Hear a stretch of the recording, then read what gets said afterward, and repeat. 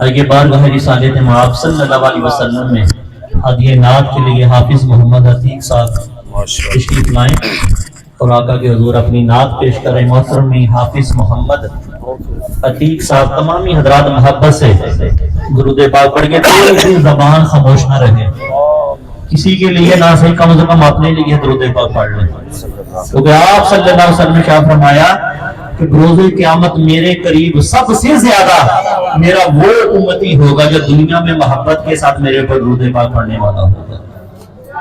اس لیے جن کو آقا کا قرب چاہیے وہ محبت سے درود پاک پڑھیں گے۔ صلی اللہ علیہ یا رسول اللہ وسلم علیہ یا حبیب اللہ، روزے جیتا کوئی نہیں، روزے جیتا کوئی نہیں، میرے آقا دی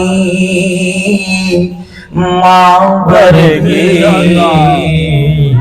دنیا تے ماں کوئی نہیں۔ بے شک پڑھیے صلی اللہ علیہ یا رسول اللہ وسلم علیہ یا حبیب اللہ۔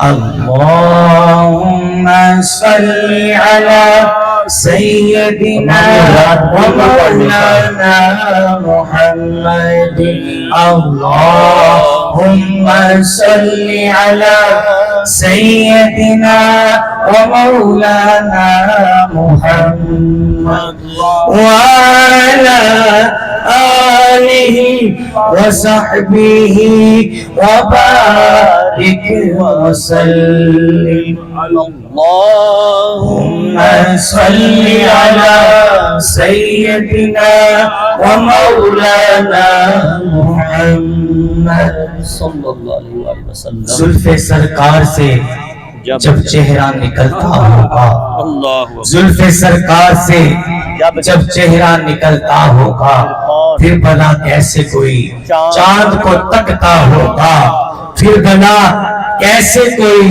چاند کو تکتا ہوگا۔